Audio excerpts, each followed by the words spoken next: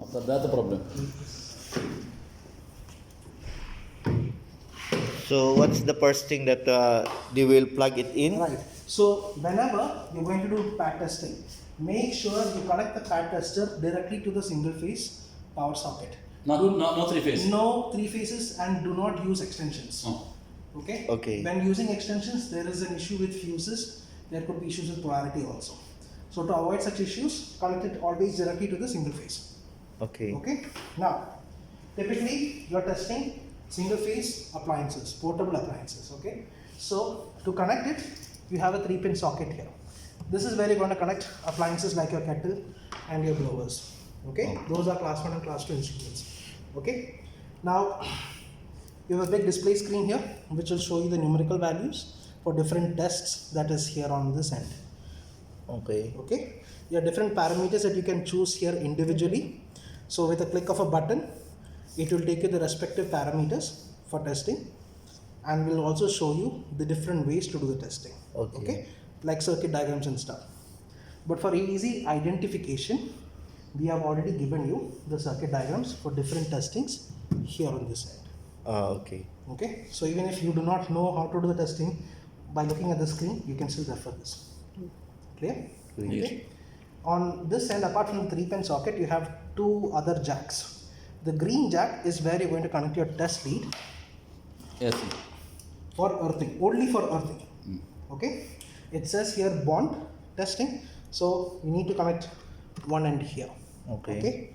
Now, as soon as you switch on the pad tester, make sure you do the bond zero testing as we were explaining earlier. Okay, for that you can take this probe, connect it like this. Okay, and you have a bond zero section here with a small hole. Okay. Okay, take the probe, insert it here.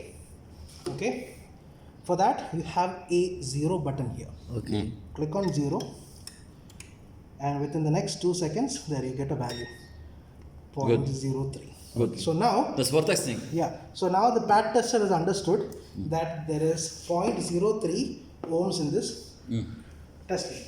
Okay. Good. Okay, Complete. so you can remove the test lead now. Now you can, yeah, that's fine. No, that's okay. You can just leave it there. Now we will do a class 1 testing. Okay, so for class 1 we have a kettle. Okay, we will take this end and connect it here. But before we connect it here, first and foremost thing is to make sure visually that your equipment is good to be tested or not. Okay. Of short circuit or no? Yeah, I mean, if you see externally that there is no damages on the casing, if there is no breakages on the wire, if anything of that sort is seen, do not test it. It is not safe. Yes. Test it. Yes. If you feel that this thing is good to be tested, you can take the 3-pin and connect it here. Yeah. For example, Let him complete, sir.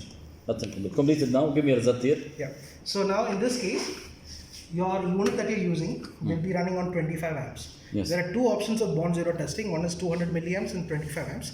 Typically, most of your appliances will be operating on 25 amps of current, test current. Okay. So what we do is we take the test lead that we have connected earlier in the bond section, and we take the alligator clip, we put it on the earthing pin. Yes. Okay. Go we to take 0. bond zero testing, and then within the next 3 seconds, This you will get the value. same. 0.04. But No. this 25. This Yeah, this is for 25 amp test current.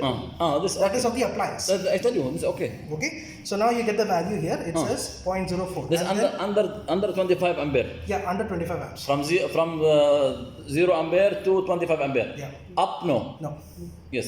typically because most of your class 1 instruments are only operating to a maximum of 25 amps. Okay. Not more than that. Okay. Now when we have used bond testing for test currents of up to 25 amps, we got the reading 0.04, and it says here pass. pass. And how I print the result? Now in this case, you have to click on MEM, so it only generates the memory. Memory no printed? No, you have to use the USB to draw out the data. This. Okay. Now, Other things. so bond zero testing is done, right? Done, Bond done. testing is done. Next is insulation. Insulation. So as we were talking about insulation earlier, we have 2 types of voltage ratings. based on the appliance voltage rating, we have to add in twice the amount of voltage. So now your voltage appliance is running on Insulation. How much coming? Okay, it was working, no problem. Something.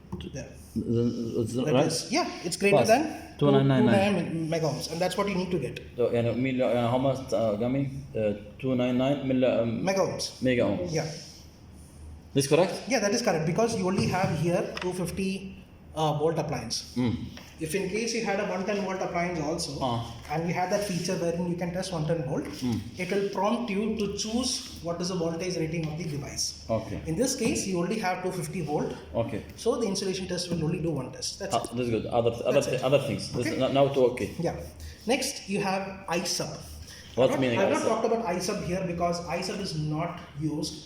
Typically, reason being, this will be operating Yeah, in no for load condition. engineer, for me, I use it only this and this insulation and bond. Yeah, but that's not complete. You need load leakage and touch current Yeah, also. complete it. Yeah, Complete. no, I'll just explain why you do not need iSub. In the case of iSub, you will be leaving your equipment in no load condition, which means in off condition, and you will measure if there is any leakage. But that is not what you require. In our case, you have to make sure that the equipment is in load condition, okay, and then identify if there is any leakage. That's when you can actually see or define whether if you're receiving shorts. Okay, so for that, we are going to skip iSub. Okay. And we'll go to load leakage. Okay. Okay. Load leakage But now. when we go to load leakage, you have to make sure. Now it says it's fail. Why? Power You supply have to off. leave it switched on. Now on. Now okay. Okay. Oh wait.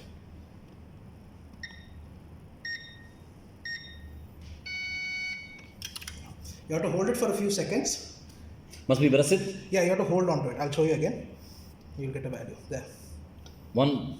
0.1 milliamps. Pass. Yeah, that's a pass, and 6.3 Okay, خلاص. milliamps of leakage current. Okay. Only كمان one the memory here. Memory here, huh? Yeah, you need to plug in. Everything memory. بعدين بس memory. Yeah, you just need to press memory. That's it. بعدين I can print out. Yeah, but you'll only get individual readings. You will not get to know which one is for which. Okay. Like if you have 150, 200 appliances and you test them individually, it will be difficult. So it will be better you note it down manually by yourself. Manual. Yeah, Right. and then take it. Okay. Okay. So in the case of load leakage, you will see that your equipment had turned on. I'll show you again. Now you can feel the smell. No. You can't smell it? Okay, I'll show you again. Now hold on to load leakage. 1, 2, 3. There. Okay. So now you'll see On. it's on, right? Yeah, on. Yeah. On. There. Supply on. That's how you do the testing.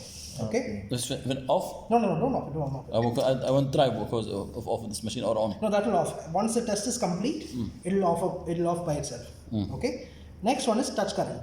Again, touch current is running on full load, but this will be based on chassis. It's not going to find out leakage, it's going to find chassis. Okay? So it's going to do the same thing.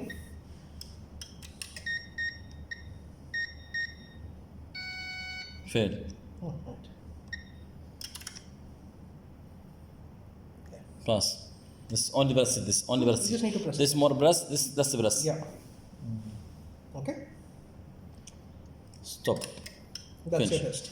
Finish. This is clear for data. So For only, memory? so only this 4. Typically, yeah, these 4. Engineer, I tell But you. again- Engineer. Yeah. 1, 2, 3, 4. Correct. Finish your But- test. but here- Stop. But one more thing. If you're doing class 2, do I need bond zero? No, because you don't have any earthling. You don't require it. So you only have insulation, load leakage, touch current. How This- about no when earth for this. when There you is will one thing for Only when for you will 1, use 2, this one? 3, 4 I will only. explain that. I will explain that. ILC lead and this Yeah. 0. So zero button is nothing but you need to zero this test lead. That's where we did the zeroing. Okay. Okay. So for that, what you do is take the test lead Does he do it now? Zero. But from put it beginning. here, Yeah. and then click on zero. So it will do the zeroing. From beginning this start. Oh. You are confused. Okay, okay. So you get a value. So Yeah, each time whenever you're going to do a class 1 testing, make sure if your unit is switched on. This is from beginning. In the video he can see. No problem. خلاص. Other thing. This is now again to here. Up to here. IEC lead. You can just stop it there. One second.